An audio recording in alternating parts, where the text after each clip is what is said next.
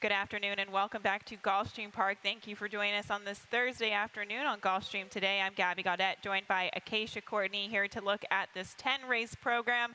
We've got 10 races today, 11 tomorrow, and looking forward to some stakes action coming up this weekend. But of course, Acacia also really looking forward to this weekend, primarily because it's Dubai World Cup weekend. And of course, we have a lot of familiar faces kind of revisiting or coming back actually on, of course, the Dubai World Cup and the undercard. On the biggest stage, one of the biggest international stages, of course, a lot of those horses we did see here Pegasus World Cup Day or in other stakes here at Gulfstream Park, so definitely fun to follow. But do note that Silks will be open at 8 a.m. on Dubai World Cup Day. That is on Saturday. We'll pick it up with the third race, which will be about 8:50. So you will miss the first couple, but we'll be able to start at race 3, and Dubai World Cup is the 9th race on their card. That'll be about 12:45 p.m. here. You can get your programs actually 50% off between 8 and 10 a.m. if you're here as an early bird, and 4 times the point for those XB reward players. But as we were saying, we have a couple horses coming from the Pegasus World Cup, primarily Arrogate, of course, the winner. We also have Neolithic and Keen Ice, and America well represented in there with Gunrunner and Opportunity as well. So I'm really looking forward to that. And looking at other potential undercard races, of course, the Golden Shaheen, we do have Mind Your Biscuits running in there, and also in the Godolphin Mile, we will see Sharp Azteca for Jorge Navarro. We are missing all of our people here at Gulfstream. Jorge Navarro, Edgar Zayas, Johnny Velasquez, Javier Castellano, they've all picked up and gone over to Dubai, but it's going to be a great day. And as you said, the Pegasus World Cup will be shown here at 12:40. Dubai World Cup. Dubai. What did I say? Pegasus. Oh, geez.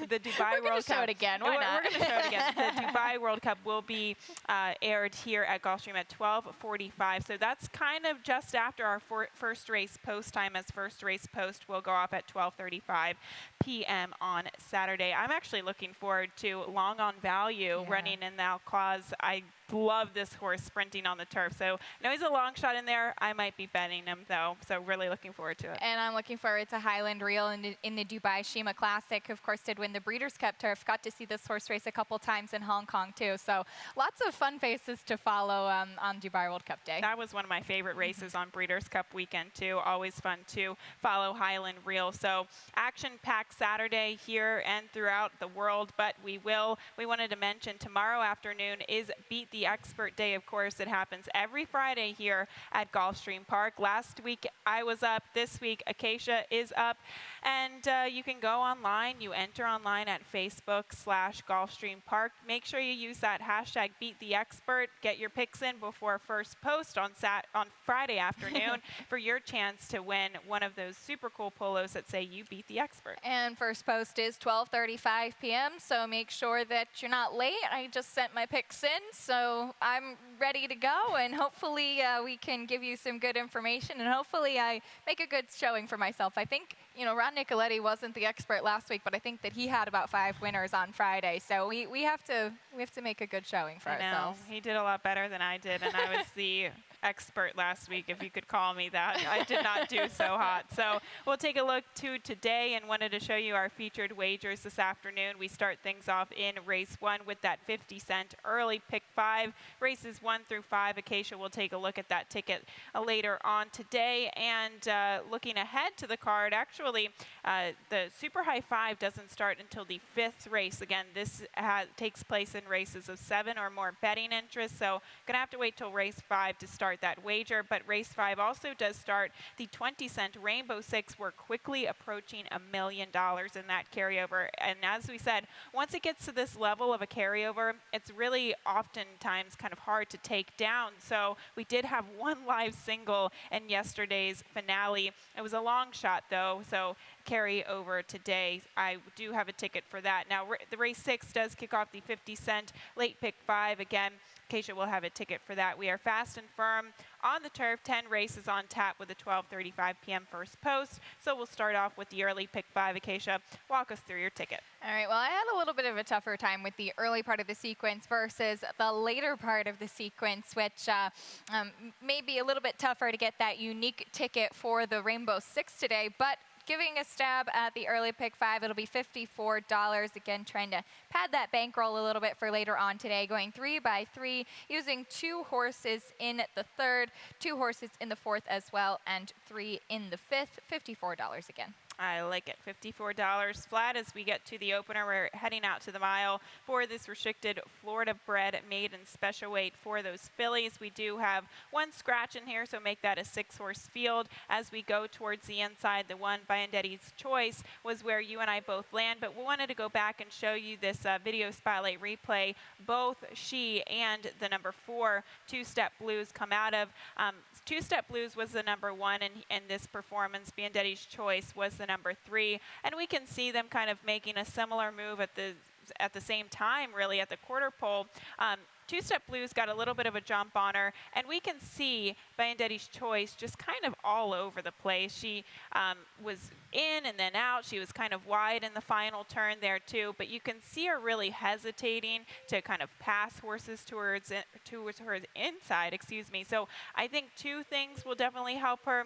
1, experience. She's got 1 race under her belt, and 2, the blinkers on to help her focus. I think that'll really be key. She's at the rail post position today, but she was pretty much trailing early last time out, and I think that lack of experience showed for both of these fillies, because looking at Two Step Blues, who was actually technically stepping up in class, going back to state-bred maiden special weight after being exposed against Maiden Claiming Company, but she kind of hopped a little bit out of the gate. She was pretty rank early on, but I thought that she finished up pretty well. You could see her getting a good second there, so I do respect her in my top 3, but I thought that Biandetti's Choice could certainly move forward. I love the addition of the blinkers, and I just think in her second start now, she kind of has an idea of what she's supposed to do on the racetrack. I do agree, and we also have the number 5, Great Reviews. Same trifecta here, maybe a cold trifecta we can start the day off with. Great Reviews, trained by Bill Mott. She tries to take her form from the dirt to the turf today by Leroy de Saint-Amo, but on the bottom side, actually have to run the Greek, of course, a Grade 1 winner in the Stephen Foster, but there's no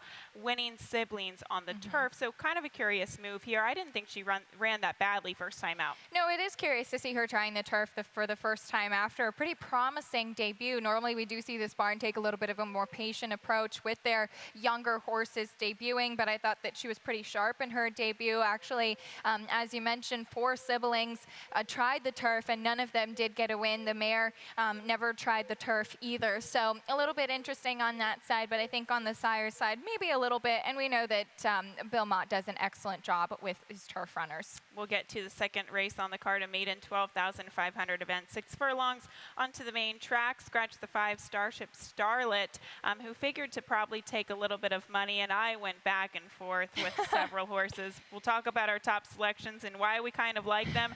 I like this 6, Circuit, here just because the cutback in distance. I like the fact that she at least showed some early speed going the mile on the dirt last time out. That was off of a layoff, and I just think on the cutback, staying at the right level, maybe she should get a more comfortable trip. But Acacia, you did go to the 4 Winners Expedition for trainer Gennady Dorochenko. I did, and if you're looking just at numbers, this horse is actually, I would say, the class of this field, if you really could say that. But just based on, as I said, the past numbers, this one has been above and beyond the rest of the field.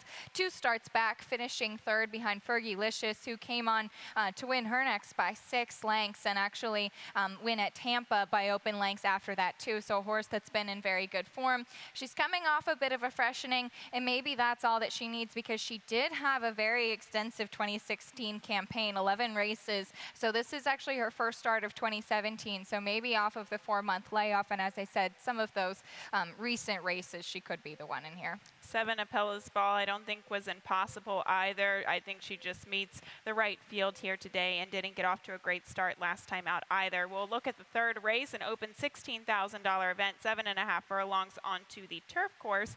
And looking at this field too, I thought you could probably land on multiple different options. I had a little bit of an opinion about Wild About Jazz, but Acacia, you did go to the 3 Great Euphrates. This is a race where I do think some favorites will take some money, but you could probably get some value maybe in that 5 to 1, 6 to 1 range. I would love to get something like that, but looking at Great Euphrates, I think that she is the main speed in here. It does look like Yes Mongolia right to her inside will be forwardly placed, but I think that Great Euphrates is a need the lead type. That's how she had success last time out, getting that non-winners of 3. So she's facing open company now, a little bit of a step up in class, but she has even tried a little bit tougher. They have kind of felt strongly about her, and I think that she works at this distance well.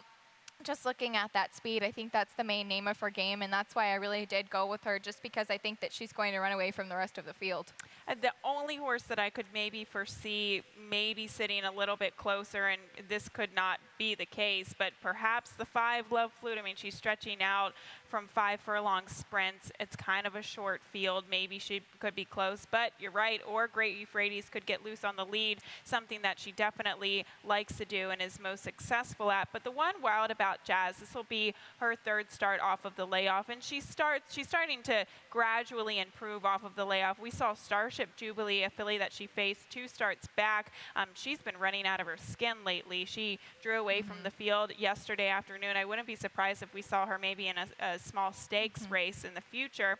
And last time out was an okay race. I just like where she's posted. She can stalk. She doesn't have to make up that much ground. She's a 5-time winner at this distance. She is, but the only issue that I really had with her is that it really has been a long time between drinks. Maybe she just meets the right field. Her last win did come back in January of 2016, and that was on a track off of the turf. But she's been pretty consistent at this level in her last couple of starts, so she could be moving in the right direction, and she just might meet the right kind of field in here. Only other one I had some interest in was the 4, Who's That Chick for Fernando Abreu, who comes out of a race last time out where she was a big price, and I actually thought that she ran pretty well considering what odds she was. She does have apprentice Nikki Figueroa in the saddle again. And I was kind of going back and forth between these 2 horses. The last time Who's That Chick won, although it was recent, it was against open $16,000 claimers, whereas what about Jazz? She actually went against that starter allowance optional claiming condition, which usually is much tougher than an open 8,000 condition. So that's kind of my mentality between those 2 horses. We'll turn the page and look at the 4th, a $30,000 conditional claimer, going 6 furlongs onto the main track here. And I do think that in this race, I really wanted to pick the 5 Exchanging Secrets. This is a horse who obviously has the back class. She's faced 2 other than Allowance Company last time out. And she'll probably take money, but she just looks like a horse that's been very spotty lately, just kind of sporadically placed throughout her career. And I don't know if she's heading in the right direction, whether or not she's dropping today. That's kind of what I was thinking too. Just she definitely is the class of the field. We'll put it that way. She's run against much tougher. She's won against much tougher. Even trying Stakes Company and Miss Woodford 2 starts back. It was about a 7-month layoff after that. Her last race was kind of lackluster, but it was against much tougher company.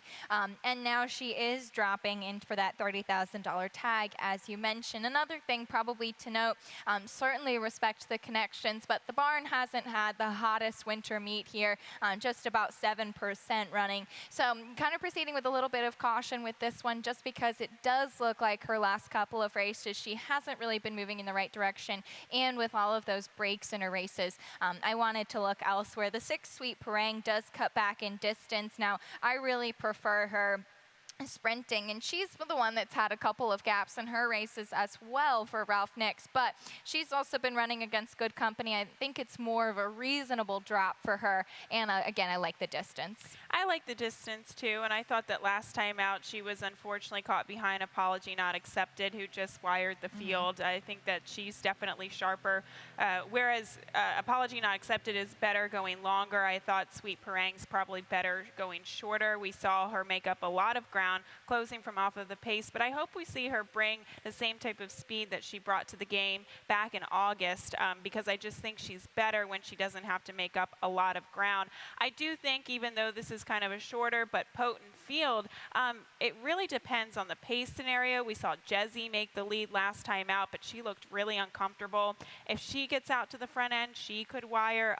It's kind of these up-and-comers, so to speak, versus horses who are kind of tailing off in form like Sweet Sweetwater and like exchanging secrets. And that does seem to be the case. I remember really having a lot of interest in Sweetwater last time out when she dropped a little bit. Now she drops again in for the $25,000 tag this time. And last time out, she just didn't really show too much, maybe with a lighter weight. But I did think that Jezzy was kind of fading, showing that early speed last time. So hopefully she can kind of harness that speed a little bit better today. That's races 1 through 4. We are going to take a quick break, and when we come back, we'll take a look at the 20-cent Rainbow Six. I have an interesting ticket that I provided today and a big carryover in the Rainbow Six. We'll get to it right after this.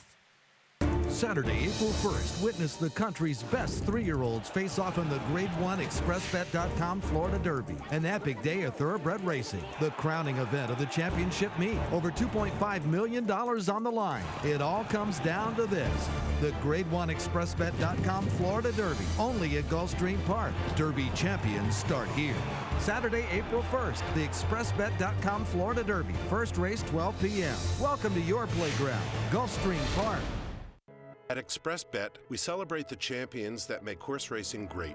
That's why we provide more ways to bet from more places than ever. We've built an entire family of brands to give players more of the rewards they deserve, give bettors the information they need to win, and provide a community for horse bettors. Because the best way to support the champions of horse racing is to champion horse racing. ExpressBet, we are racing.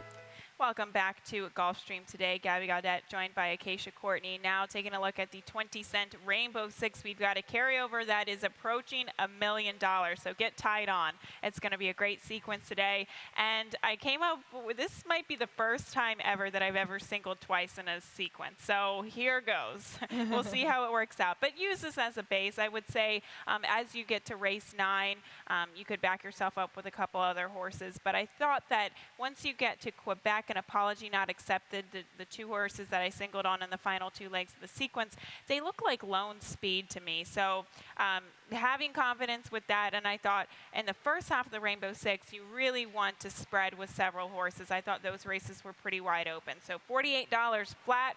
If you want to join another horse in there, well, that'll double your cost here. But we'll get to the 5th race. And, of course, once again, a reminder, Super High 5 begins in this race as well. Pick 6, 2. We go to 5 furlongs on the turf for the 16,000 non-winners of 3. I wanted to go back and show you a spotlight replay of the 4-hour and Independence, a horse that figures to take a lot of money with Jose Ortiz in the saddle. Here she is last time out. She's kind of covered up behind horses just before they get to the quarter pole. And then I thought that it was kind of encouraging that she kind of split horses. I thought that she was just sitting in a really great position stalking. This is where I don't like her, is that once she was asked to pass the horse on the inside, or excuse me, Dubai Bob was on the lead. Once he was asked to pass that other horse, he swapped leads, and he swapped leads, excuse me, and he said, no, thank you, not today. So that's what concerns me. The last time this horse did win was actually during the fall. Not to say that he can't win, but he has been against this level of competition in the past 2 starts. I didn't like the fact that he's kind of didn't have that momentum going to the wire last time out. I didn't love that either, and that's for sure. And I did try to kind of pick against this horse, and looking back at those last couple of races, certainly don't like that he was beaten at 70 cents to the dollar 2 starts back. But Jose Ortiz going to be in the saddle today, and I do kind of trust his judgment to put this horse in the perfect spot. Dubai Bob, since coming off of a huge layoff, was a horse that was just in great form, showed a lot of early speed, and pretty undeniable, really. So we'll show a stat also on trainer Lisa Lewis in the past 5 years with horses in the money last time out in turf sprints. And we always talk about how well she does with turf sprinters, and I wanted to kind of provide some numbers to highlight that. It's 18% win, 10 for 55, 64% in the money, and it is an ROI just slightly under $2, but I still think that that's pretty strong. I do think this horse will take a lot of money. I wouldn't certainly single him, but I do respect him. And he did get an 80 buyer speed figure for that performance last time out. So I do think that he's a horse that you do have to respect. Okay, well, the 6 Contractor Jack I thought was an intriguing one. And yes, he, it just faced on winners of 2 that condition. He got through it. Now he has to face a little bit tougher today. But I do think that this is a horse that's just been in very good form. And when we see Gilberto Zerpa's horses get in form, whether they climb up the ladder or kind of continue to make lateral moves throughout their conditions, they remain in form. So that's kind of the approach that I took with him. I think he's tactical. He might be better on the lead, and he could get in that position. But Contractor Jack, I really like him to maybe provide an upset here. And he's got a lot of speed to him, too. So you certainly have to look at that. Bermuda Triangle to his outside looks to have some speed, but I don't think he's as fast or as much of a need the lead type as Contractor Jack is. He actually won that non-winners of 2 back, was disqualified, then came right back to win. So I do think that that's really encouraging from him.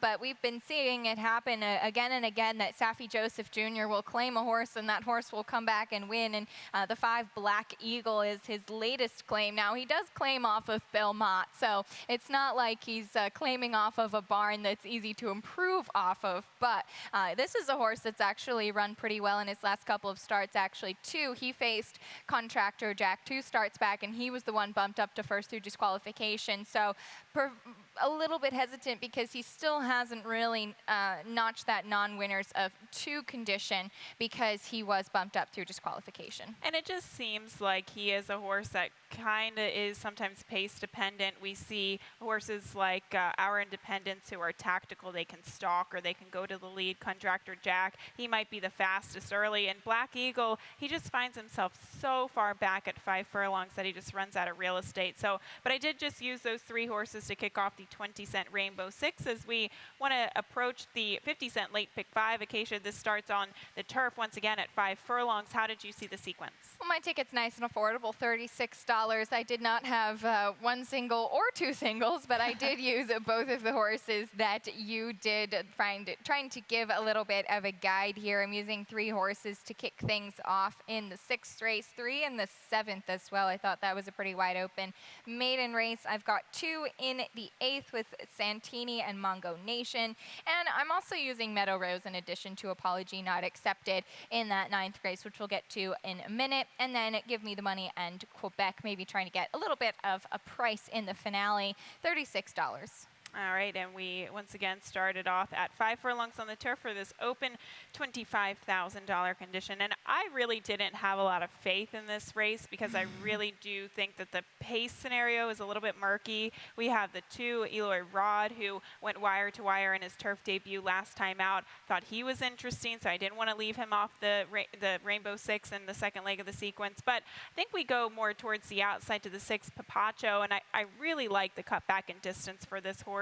He just seems like he's been facing better, too. He really has, and even 2 starts back, he tried some stakes company in the stage of Monticello. Last time out was against $75,000 allowance optional claiming types, and a really nice field in there. So he turns back to 1 turn, which was where he broke his maiden, and he does seem to actually sit a little bit closer. I don't know if it's when he's going a shorter distance or maybe just against some easier company, but I do think he can get himself into a good spot for Antonio Sano. So dropping in class, and you bring up a good point about the speed. Did think Eloy Rod would show some, probably led better from the rail as well, maybe a little bit. And El Potro is the one that's just been lighting up the tote board, and he looks like he's got a lot of speed to him as well. So I thought that Papacho, who's just gotten in a lot of trouble in his last couple of starts too, could be the one in here. Yeah, exactly. I don't think it's legitimate speed in here. There's a lot of question marks. We don't even know what Saratoga two-step might do getting to the turf for the first time. This horse,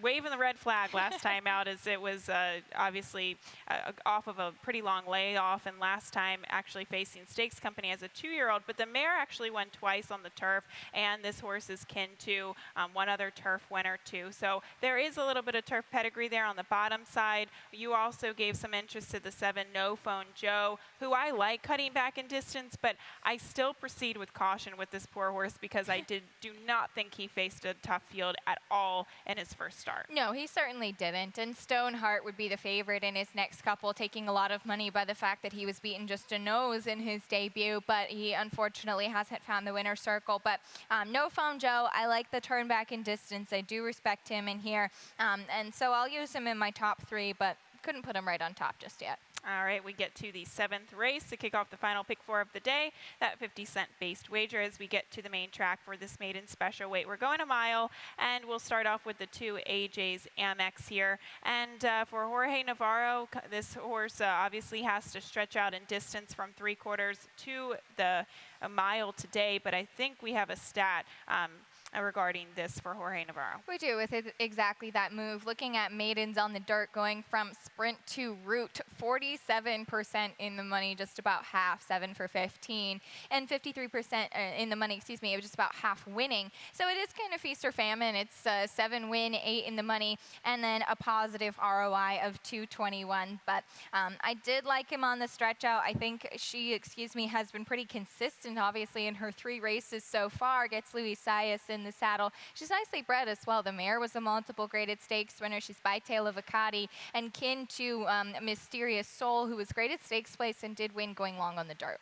And she could be lone speed in here. I know Eva London showed some speed last time out, stretching out from 7 furlongs to the mile, but she was kind of in an awkward position, dueling on the inside. I almost thought that her hand was kind of forced in that race, whereas AJ's Amex, she's stretching out from 3/4 to the mile, and she showed speed last time out, so she very well could get loose on the lead. And going back and kind of revisiting that replay, I thought that last time out she didn't break as quickly as the others. She was really hard ridden to get into that position, and naturally she just kind of fell back, and she just looks like a horse that might be more comfortable where she can harness that speed going longer. I think so too, and you bring up a good point. If she is the lone speed, I think that she can just kind of get comfortable on the front end, and that'll really be the key for her. When she was beaten as the heavy favorite 2 starts back, that was against Jezzy, who was another Jorge Navarro runner we were talking about earlier, and she was the speed in that race and has continued to be. So I think that she was kind of up against it there too. But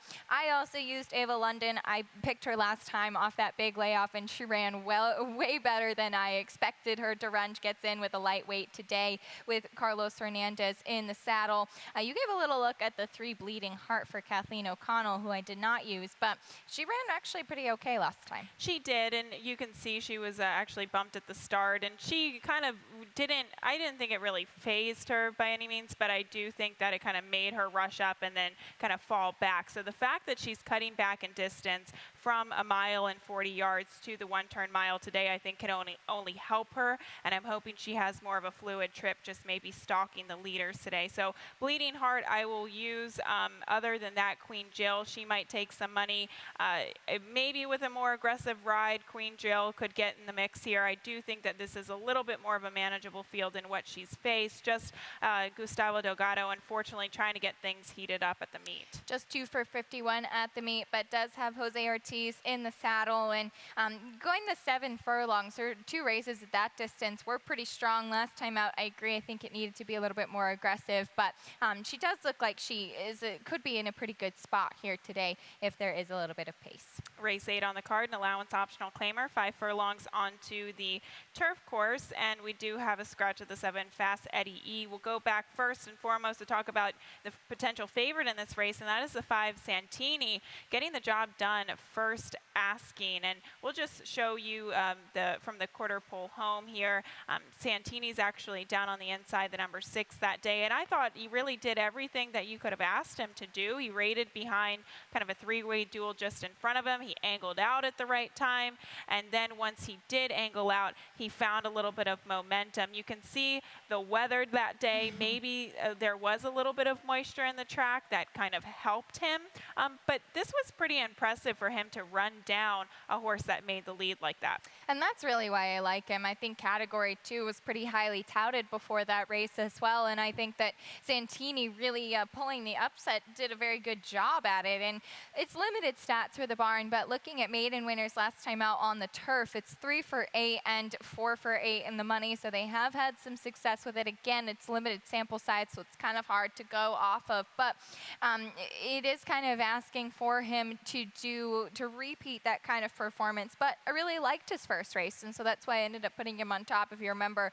I certainly didn't single. I also used Mongo Nation, who you put on top, but I was really impressed by that race. I was too. The how he's going to work out a trip back to back and put in a performance like that on a very firm course. I don't think he's getting the same type of conditions of the turf today that he did last time out, but we have seen McLean's Music and his progeny. They are pretty precocious, and he's done a great job, so maybe that's going to be the case for Santini. But the 8 Mongo Nation will show you his last video spotlight replay, and I remember you really liking this horse 2 starts back when he was coming off the layoff, and he really just kind of fired a blank. He did not do anything that day, whereas last time out they obviously put the blinkers back on him. He had him for his first 2 starts. They took him off 2 starts back, and he got back to the speed that we knew he could show over the summer at Saratoga and even at Kentucky Downs. So I think that his race 2 starts back wasn't believable. This was the horse that we're probably going to see today. I totally agree with you. And if you were betting him, then you were really happy that he fired a blank 2 starts back, because you got him at 13-1 last time, which you did not get prior to that. But I think that putting the blinkers back on, I think the fact that he had a race off the layoff really did good work for him. And he came off of that 5-month layoff, and he did kind of look a little bit hot before the race too. And he is a horse that does seem to get a little bit hot. But I thought that he really acted very professional last time and showing that improved speed again. So that's why I was not about to leave him off, and do respect him. And his races prior to that, even at Saratoga and Kentucky Downs, I thought were very strong and in some pretty good company too. So we'll certainly use both of those horses on the pick 5. And we're talking about 2 recent maiden winners. So maybe you want to have a horse that's faced winners for the past couple of times, and one of them comes with a horse that you used in 3rd, and that's the 6 Apache Brave coming out of the Texas Glitter last time out. Derek Smile was very impressive in that race, and he's just got kind of the experience that others don't have. He does. He's hit the board and finished in the money against some really tough foes. You mentioned Derek Smile. He was 2nd by just half a length, 2 starts back against tough competition, and he doesn't seem to find the winner's circle. He's only 1 for 8. He did break his maiden at Gulfstream Park West, but he's always kind of right there, so that's why I used him in the top 3. We'll get to the 9th race to kick off the first half of the late daily double on this 10-race program. A 2 other than allowance optional claimer going out to the mile here on the main track. And we'll show you a spotlight replay where both Linda Mimi does come out of last time out, and Meadow Rose. And I wanted to go back to actually where they're kind of entering the turn on the backstretch, because this was a very awkward race. Linda Mimi, she broke really well, and we can see her actually go up and make the lead, and then she wasn't comfortable, and she almost looks like she's going to fade and finish last. And same case with Meadow Rose, who's really under strong urging by the time that they get to the quarter pole. We see Linda Mimi actually get out of that position, and this is who I really want to pay attention to. She stays kind of towards the rail, and then somehow she finds a second win, and she comes back, and she looks like she's actually going to win this race.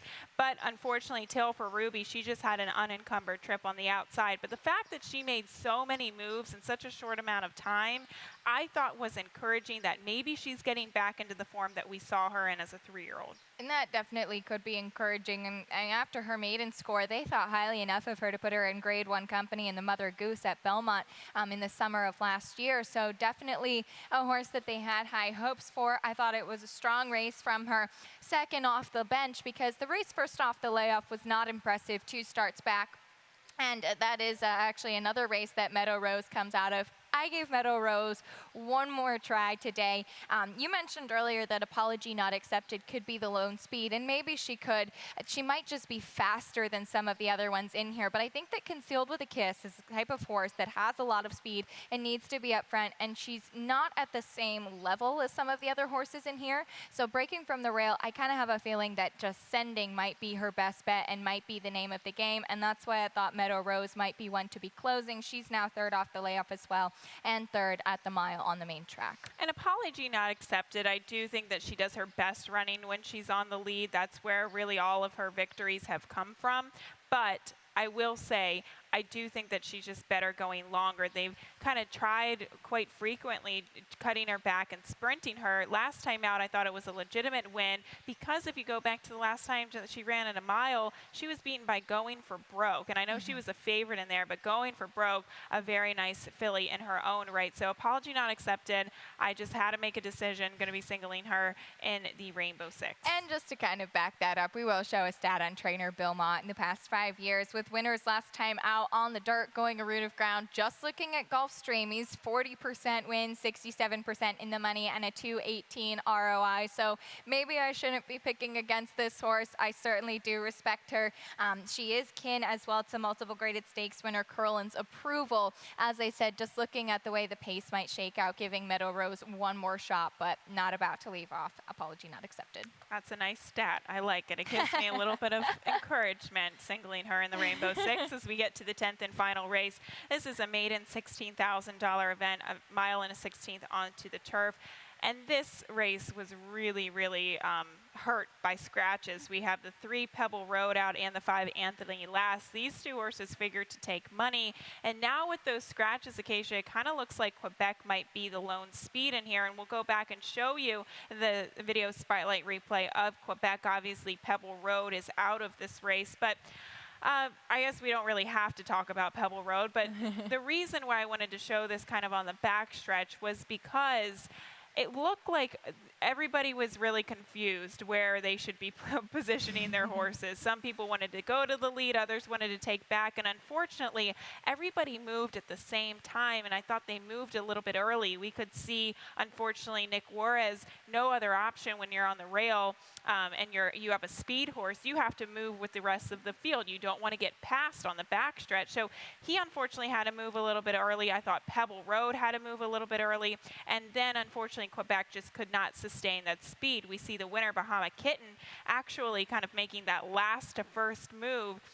It benefited this horse. The pace collapsed. I thought it was actually an okay performance from Quebec. I thought so too, and it was the first time on the turf for Quebec as well, and she did show a lot more speed than she had in either of her dirt races, which were against Maiden Special Weight Company as well. Now she gets even a little bit more of a drop in class, but I think that race really benefited her. And Anthony Lass looked to be the main speed danger, if you will, and she's a scratch out of here, so I do think that it could kind of fall in Quebec's lap. But a horse that humor me on this one, I had a little bit of interest in, was the number 2. I'll get to the 9, and you're going to have to humor me on that one. I had some interest in the 2, Give Me the Money, who's going back to the turf. And her only turf start, yes, it was at Hawthorne, but she did actually run pretty well in there, sitting a good stalking trip. It was her only turf start. She's by to honor and serve, so giving her maybe one more try in the exacta and using her on the pick 5 as well, because sometimes with these final races on the day, you just never know what's going to happen. You think that there's going to be a legit winner, and then it ends up being a bit of a bomber. And Quebec, one start on the turf only, she should be able to move forward, but if she doesn't, maybe a horse going back to the turf, now in the barn of Jorge Navarro. It's trained by Jorge Navarro, has experience on the turf, managed to beat a couple others. I mean, that was actually an 11-horse field. She was second in it, although they went very slowly. But it was a turf listed as good, so kind of a boggy turf that day. So maybe giving her the benefit of the doubt. I went to the 9 Ruby for exacta purposes. Coming back to the turf is actually bred nicely for the turf by Wildcat Air. And if you go back and look at what she faced first time out, totally different scenario today. She faced Clyde's Queen. Tis a Kitten came back to win, and even Bahama Kitten, who finished 6th, where she finished 8th, came out to win against Maiden $25,000 Company, actually beating our top selection in Quebec. So I'm really digging and really grasping for straws, but I like that horse if you can get a big price. But of course, there's going to be a lot of fluctuating in terms of the odds with those 2 key scratches who figured to take some money. But it's going to be a fun day. I have 2 singles in the Rainbow Six that I'm really looking forward to. And we have a big carryover over a $930,000 in $930,000, yes, in the 20-cent Rainbow Six that does start in the 5th. So we're going to head out of here. Pete Aiello will be up next with those scratches and changes. Good luck. We have to take care of these horses that, give us so much joy.